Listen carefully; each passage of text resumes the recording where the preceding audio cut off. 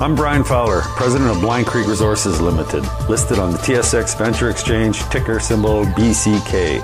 Blind Creek is focused in the Yukon, Northwest Territories, and British Columbia. The company's key property is the Blend Project, one of the largest undeveloped lead-zinc-silver deposits in Western Canada, plus plans to advance the recently acquired, fully permitted historic Engineer gold mine in the Atlan District of Northwestern BC. Check us out at blindcreekresources.com.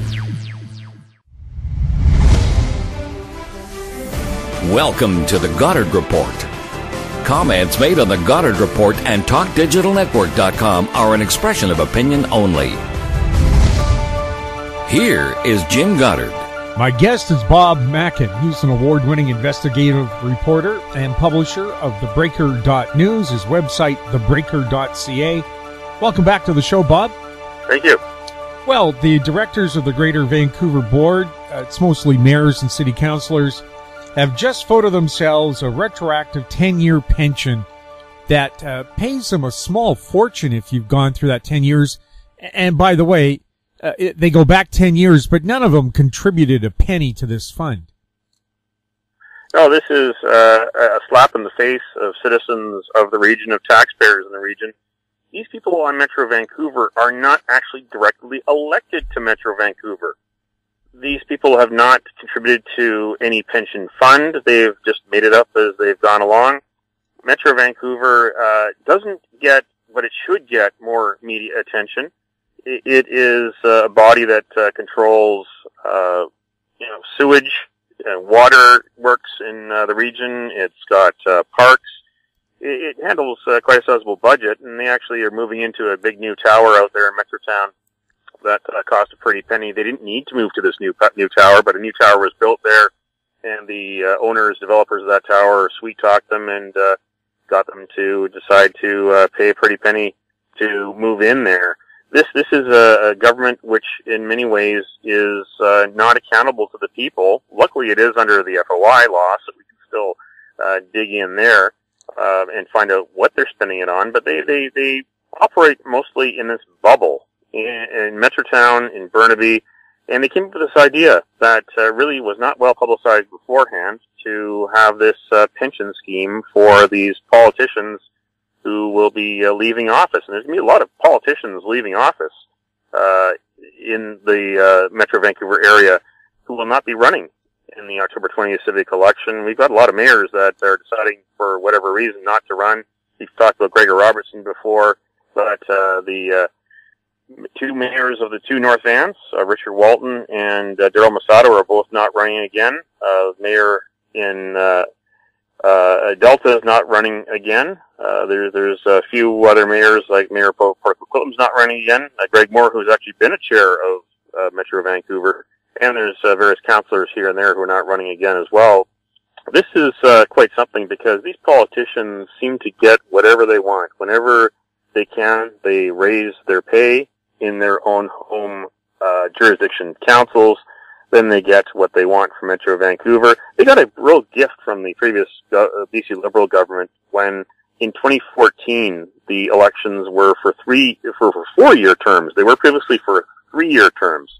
So they got an extra year of power, extra year of paychecks, and we didn't get the chance to have an election last year like we would have under the old schedule. We have an election this year. So the 4-year terms are something that was never really put to wide public consultation. This is something that a handful of local government politicians in Metro Vancouver and a few other regions of BC got together, put their heads together at the UBCM convention, the Union of BC Municipalities Convention, and they looked at other provinces which do have 4-year terms, and they tried to sell the government on the efficiency, that it would cost less to have an election every 4 years instead of 3, therefore it's more efficient. And the BC Liberals took the bait and said absolutely sure, yes, and changed the law, because local governments are a creature of the provincial government, and gave them a nice little gift and took power away from the people. So not only do they take our money, but they take the power, and it's a chance coming up this fall, October 20th. Mark it in your calendars. If you don't like what's happening at your local city hall, your school board, if you're in an area with a parks board, you can have your say then. And before then, there'll be lots of public meetings, there'll be debates, and in the meantime, there's city council meetings in most municipalities on Monday nights. Go there. They have a question period, and the people on your council, the mayor, the councilors, people at the school board, and if you got a park board, these people in local government are mostly grassroots, and are the closest to us and our neighborhoods and our communities. And you have a right, because they are your servants, to tell them what you think of the job they're doing and what you think of your community, as well as what you think of the high taxes you're charged. They need to know that you're watching what they're doing. Well, unless you live in Maple Ridge, where the mayor has a habit of telling people to shut up and go away. Well, that's something that in various municipalities you do have some of these politicians who let the power go to their head too often, and just politely remind them who the real boss is, who pays their paychecks, and who decides whether they stay in office and stay employed on October 20th. And you've got the right to tell them that, and don't let them tell you otherwise. What about politicians and other public officials who say to reporters, "How dare you ask that question?" Well, shouldn't the question be, why did you take this job if you weren't prepared to answer questions? Well, exactly. The politicians who put their names on the ballots and get elected and run city governments ought to know who the boss is, and who they're to serve, and who is paying their paycheck at all times. And get used to it.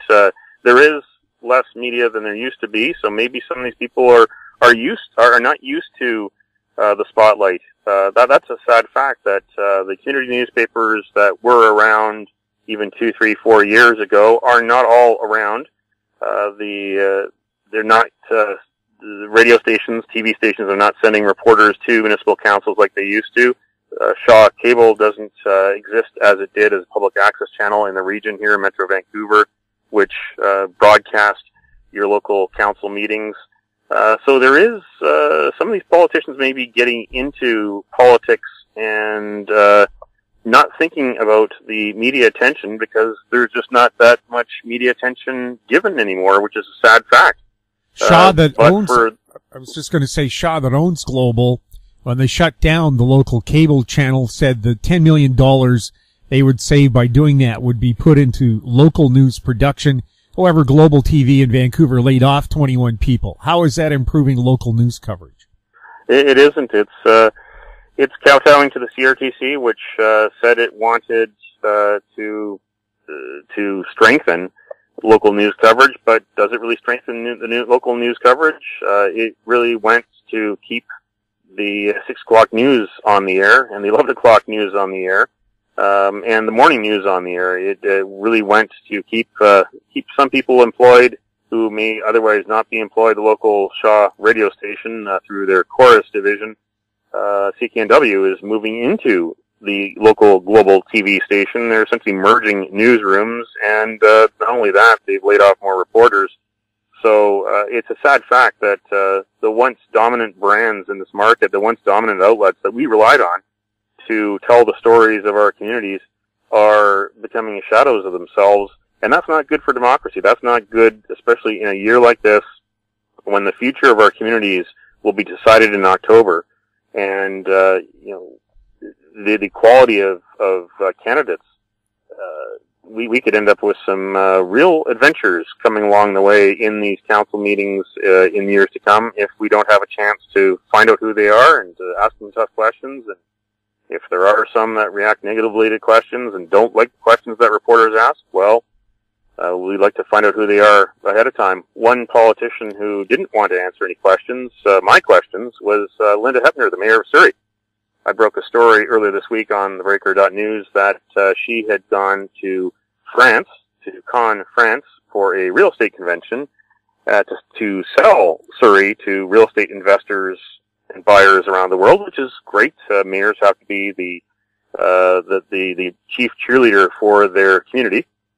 But what happened there was that it was a $58,000 trip, and they got about $50,000 roughly from sponsors to bring down the net cost of the trip for the mayor and three of her bureaucrats to about $11,000. You know, the mayor was getting free hotel rooms from the organizers of the convention. But when this was rubber stamped by council in February, the report to council did not say who the sponsors were. And I found out this week who they were. There were 4 real estate developers and the Fraser Surrey Docks. One of the developers, Surrey City Development Company, is actually an agency of City Hall, owned by the taxpayers ultimately. Blackwood Partners was another one. They're a company which owns the Central City Tower. Century Group, which is a company out of Delta, which is building a tower. And Concord Pacific, the developer in many communities around the Lower Mainland. They're also working on a tower out in Surrey. So those companies put the money together to help send Linda Hepner, the mayor of Surrey, and 3 bureaucrats to France to this convention. And I wanted to find out from the mayor, because this is a very touchy issue. Campaign finance, relationships between parties and developers. A lot of citizens believe that developers have got too much power over the years because of the donations they've been able to make to municipal politicians. That system, as we know it, is over, because there are no more corporate or union donations allowed to be made in the next election, but there were until the end of October. And so I wanted to find out from Mayor Hepner what she had to say, how she could justify this trip and this relationship, very cozy relationship with these developers that she is, along with her councillors, in charge of regulating. But I was told very politely that she did not want to be interviewed. And the story I quoted Dermot Travis from Integrity BC, who said that essentially that politicians in BC, provincial and municipal politicians in BC, didn't get the memo, and that in the 70s and 80s the rules kind of changed. That hey, if you're getting into public office, if you're working on behalf of the people, you've got to answer the questions of the people, and the people are often represented by people like me in the media. Want to find out why they're making these decisions, why they're spending money, why they've got these business relationships with people, corporations, and find out how it actually benefits the average Joe and Jane on the street. Linda Hepner didn't want to talk. If she ever wants to talk, hey, she knows where to reach me. Be glad to talk with her and ask her some questions. But in this case, she didn't want to, and I think that's a sad fact that people who are in politics don't understand the relationship and who really they should be dealing with and who their constituency is. Well, she's just taking a page from Vancouver Mayor Gregor Robertson. He hasn't answered any of my requests for interviews for the last 2.5 years, so I guess Linda feels she's in the same class. Meanwhile, the mayor of the 3rd biggest city in British Columbia, Burnaby, Derek Corrigan, will answer his phone anywhere. The last time I talked to him, he was in Ireland on holiday. So he'll do interviews, but the mayors from the 2 biggest cities won't tell us what's going on. We'll have more with Bob Mackin right after this. Hi, I'm Douglas Mason, President and CEO of Rainy Mountain Royalty Corp., RMO, on the TSX Venture Exchange. Rainy Mountain's Brunswick property is located in the Rideout Shear Zone in Ontario, with grab samples running as high as 32 grams per ton gold. A follow-up drill program to test numerous targets located by recent groundwork is planned for early 2018. Please visit our website at rmroyalty.com. Avon Resources Limited is a gold exploration company with significant projects in British Columbia, Saskatchewan, and the Yukon. Trading on the TSX Venture Exchange, symbol ABN, and the pink symbol ABN-AF. Surrounded by world-class gold deposits and mines, Avon's 23,000 hectares Forest Kerr Gold Project is located in the heart of the Golden Triangle in northwestern BC. For more information, visit us at avonresources.com. Welcome back. We're speaking with Bob Mackin. Bob, we're inundated with a number of BC NDP government ads for ICBC, their budget, housing, hydro, BC Ferries, a number of these organizations are monopolies. Why do they have to spend millions and millions of dollars for what are mostly just fluff pieces promoting the NDP government? There's one school of thought within the NDP that the NDP doesn't get a fair shake from the media because they're not a corporate party like the BC Liberals, so they have to spend extra money to get their message out, and they got to do it early and often because that's just the way things go. They don't have many friends in the major media outlets, so they got to go out and buy the ads and get their message across. Of course, I think that's a lot of baloney. It doesn't need to be this way, especially with ICBC spending at least $800,000. When I contacted ICBC for a story I did recently on the Breaker.News, they told me that they'd spent about $795,000 so far. I asked them, well, what's the budget? And they said they didn't have a budget. And I said, wait a second here. I know from doing lots of FOI requests that public bodies normally have an approved budget for an advertising campaign, that they decide ahead of time, okay, this is how much we're going to spend. This is what we'll do in this campaign. But it was kind of funny. They told me, well, this is how much we spent so far, almost $800,000, but we don't have a budget yet.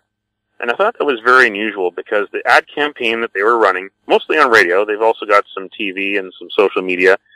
The ad campaign is about the problems that ICBC has right now and what they're trying to do to fix it. And David Eby got a lot of media attention. They call it earned media versus paid media. Well, David Eby got a lot of earned media when he did a few news conferences earlier this year when he described the ICBC financial situation as a dumpster fire. And it was not really challenged because, the way it was communicated and the information that was put out and the fact that we've known for years that ICBC has been on this downward spiral, David Eby got enough free publicity from that in all major media outlets across British Columbia that they did not have to spend a single cent. In fact, I find it hypocrisy because last summer when David Eby was just getting his hands on the file for ICBC, he said that he was told by his senior staff at ICBC and in the Ministry of Attorney General that ICBC was on the path to insolvency. So here you have a Crown Corporation, which is teetering on the edge of bankruptcy, essentially, which doesn't have money to spend. The only money it has to spend is our money, and, well, it got a little bit more of that last fall because, there was the rate hike, but what we've been told by government is that it's paying out more in damage settlements than it's actually taking in. So it can't afford to do this advertising campaign, but for a bad decision by the NDP to greenlight this ad campaign, so there it is. It does not make sense at all. They've also been spending a lot of money on trying to sell the budget to British Columbians. Again, the budget gets a lot of attention, but governments feel that they got to spend extra money, and in this case, I think it's scandalous. And very few media outlets have covered it. I've covered it now, and I covered it back in the early 90s when it first happened. This company called Now Communications Group, which was formed in late 1991, early 92 by some members of Mike Harcourt's campaign team. They helped Mike Harcourt win the election to become the second NDP Premier of British Columbia, to kick the Socreds out of office. And these guys started their own company called Now Communications Group. And lo and behold, they started getting advertising contracts. They became the dominant advertising agency during the NDP 1990s. I wrote about it back then for Marketing Magazine. I'm writing about it again because Now Communications was put onto a quote-unquote preferred suppliers list at the end of last year, and they've received a couple of contracts so far, two of them to advertise aspects of the budget. One was about $600,000, another was about $700,000. So they've had these contracts well over $1 million so far for a couple of ad campaigns that the government really didn't have to spend money on. But Now Communications was a key company in the NDP's campaign to become government last year. A woman named Marie Delamattia was the CEO of Now Communications. She quit that job to go work full-time on John Horgan's campaign at the end of 2016 and into 2017. She came from Now Communications Group. her husband, Rob Gibbs, was creative director at Now Communications Group.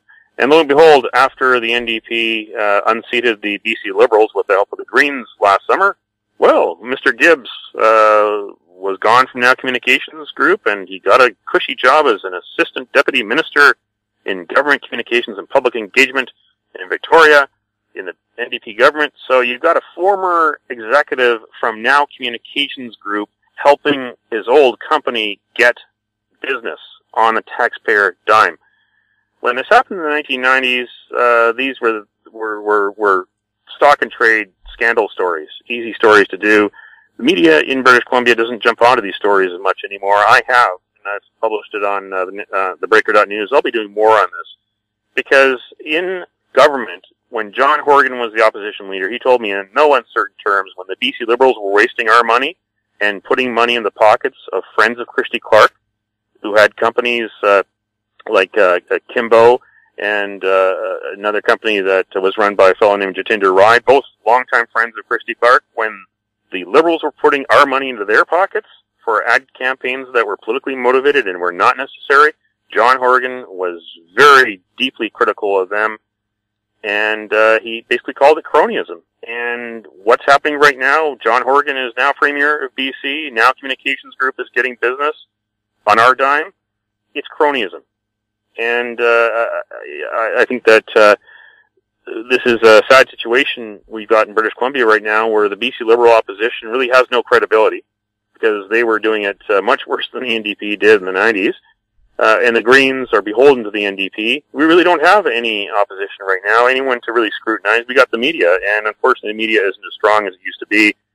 And so I'll soldier on and do more stories and expose more NDP government advertising waste and compare it to the advertising waste we had under the BC Liberals. The only thing I can tell you is positive right now is at least the NDP communications department is answering questions and telling me how much is budgeted for the core government ad campaigns and how much they're spending on these ad campaigns and who's getting the ad contracts. Because to tell you what, when the Liberals launched a campaign in end of 2015, they told me if I wanted to know, wait until the annual public accounts are released. We will not tell you what the budget is. So the only aspect that the NDP is better than Liberals on in this case, when it comes to government advertising, is at least allowing me to tell the public how much is being spent, and that's as far as it goes. Isn't there a court case involved with all those government ads that the BC Liberals ran? Yeah, Paul Doroshenko, one of the lawyers involved in this case, is waiting for a procedural decision because he launched a class action with another lawyer, David Fay, on behalf of someone who had been actually a cancer patient who didn't like the fact that the government was wasting money on advertising when it could have been spending money on healthcare in British Columbia. Late in the BC Liberal mandate, before the election last year, they filed an application for a class action. What they wanted to do was to stop the government from advertising as it had been, and they wanted to change the rules, and they also wanted the BC Liberal Party to pay back the public treasury, because these ads that were being run by the BC Liberals with the "Our Opportunity is Here" slogan were essentially public-funded pre-election advertising with the strategic goal of getting the Liberals re-elected. So the NDP took over, and now Doroshenko is still hoping possibly get this case heard and still hoping to win. But first, there's been a motion to strike his case. That the current government sent lawyers there and said, "Well, you can't really do this procedurally. Political parties are different animals, and the government's allowed to advertise." Meanwhile, the NDP promised to do better. They promised they did a private member's bill when they were in opposition to outlaw politically motivated advertising and have a new system like they have in Ontario, where whenever the government wants to advertise, they have to go to the Auditor General first. The Auditor General gives an independent opinion on whether an ad campaign should be run or not, because the Auditor General looks at it and says, is this political? Is this strictly nonpartisan information for the people about government services? And the NDP hasn't acted on that yet either. They've been in power for more than 250 days, and we're still waiting for them to make some of those other democratic reform promises come true. They did when it came to campaign financing, but they haven't gone to the edge like they said they would with banning politically motivated government advertising. Meanwhile, here they are in power, and they're running politically motivated government advertising to tell the public about their policies. We'll have more with Bob Mackin right after this. Media recognition from Bloomberg, Reuters, recycling trade publications, patented process for 100% recovery of critical metals, including cobalt, lithium, nickel, manganese, aluminum. American Manganese is focused on recycling lithium-ion batteries for electric vehicles. American Manganese trades on the TSX Venture, AMY, the US, AMYZF, and Frankfurt 2AM. For more information, visit AmericanManganeseInc.com or phone me, Larry Ray, at 778-574-4444. Don't miss out. Stay informed. Receive the HowStreet.com weekly recap with thought-provoking podcasts, radio, and articles delivered to your inbox. Sign up for the HowStreet.com weekly recap on our homepage at HowStreet.com. Welcome back. We're speaking with Bob Mackin. Bob, BC's Attorney General David Eby says he wants to crack down on money laundering, even though they think it could cost the province $50 million a year in lost revenue. How serious is he about this? Oh, he's serious. He went to Ottawa to speak to Finance Committee, which is looking at amending anti-money laundering laws and financial reporting laws. Made a strong case for that this needs to be done. You know, they found the problem in casinos, which the previous government let happen, turned a blind eye to it. The NDP came into power and was told how bad things were. He put Peter German on the case to do a review of money laundering at casinos. Peter German is a University of BC law professor. He's a former deputy commissioner of the RCMP for Western Canada. He's written academic textbooks on anti-money laundering. And so David Eby took his preliminary recommendations to the meeting in Ottawa, and the situation with casino money laundering has moved beyond the poker tables and one-armed bandits and out there into other areas. We know there's serious problems with real estate, and that there seems to be a connection between real estate and casinos. But we're also finding out that there is no check or balance really in the high-end auto market. I was actually just at the Vancouver International Auto Show, which started today, which started on March 28th. There was a Rolls Royce that was about $780,000. It's a little bit above your and my price range. Very nice car, but $780,000. Well, someone can buy that car all in cash, like they used to be able to just take a hockey bag full of cash into a casino. Well, there's a lot of paperwork that has to be done at a casino. The NDP has changed it so that there's actually gambling policy enforcement branch officers there after business hours. They're not 9 to 5 anymore. They're there at nighttime. So those cash transactions have to be written down and given to the government, given to the federal regulators. But when someone buys a car, they can pay all cash, like $780,000 plus tax for that Rolls Royce I saw at the auto show. And the auto dealer does not have to report that to the authorities. And similar situation with lawyers in Canada. Lawyers can accept massive amounts of money on behalf of their clients, put them in trust, and do with it what they may. But lawyers are not required to fill out any paperwork to say who they received money from and whether they check the credentials of the person that they received money from. And Peter German, in his preliminary report that Eby gave to the committee members in Ottawa, also said we got to do a review of the horse racing industry, because that is open to abuse by people who want to launder money. There's a lot of money that can be put into horse race bets, into land to buy farms, into buying the horses themselves, trading them across borders. German is saying that has to be looked at as well. So this situation with money laundering is quite dynamic. Eby said that it had only reports of about $200,000 worth of suspicious transactions in February, compare that to July of 2015 when they had about $13.5 million in $20 bills at River Rock Casino alone. So there seems to have been an effect so far. Peter German's final report is supposed to come out in a matter of days.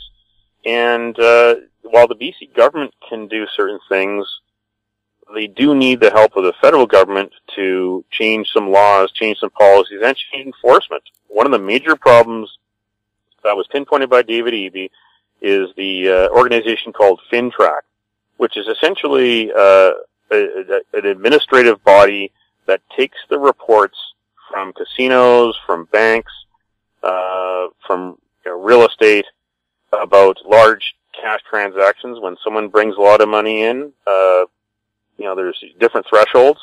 They're supposed to fill out a form and say, yes, that's my money. This is my name. This is my identification number. This is where I got the money.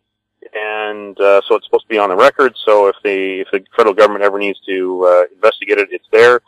But the problem that was identified in the Peter German preliminary report is that there is no police officer that's actually inside FinTrack. FinTrack exists as essentially this filing organization that files these reports, and if law enforcement ever needs them, they're there to be called upon, but there's no co-location of law enforcement officers at FinTrack like there is in the United States at their financial intelligence agency.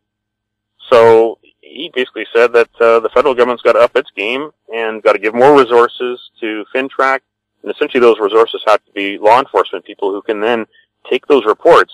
If someone says that they brought in $1 million cash and gave it to a bank or gave it to a casino or give it to a real estate agent, then someone at FinTrack should have the power then to make a phone call and say, I'm so-and-so officer Joe Blow. I'd like to find out more about that $1 million in cash you gave. There is not that power right now within FinTrack, and that's a major problem, and that's why a lot of this money laundering continues to go on, because the system seems to have been designed to keep us in the dark. Bob, thank you so much for all this useful information. Thank you. My guest has been Bob Mackin, award-winning investigative reporter and publisher of thebreaker.news, his website, thebreaker.ca. You're listening to the Goddard Report on TalkDigitalNetwork.com. If you have any questions for our guests like Bob, you can send them to info@howstreet.com. I'm Jim Goddard. Thanks for listening. Comments made on the Goddard Report and TalkDigitalNetwork.com are an expression of opinion only. The Goddard Report is available online and mobile at TalkDigitalNetwork.com. The Goddard Report is a production of How Street Media Incorporated.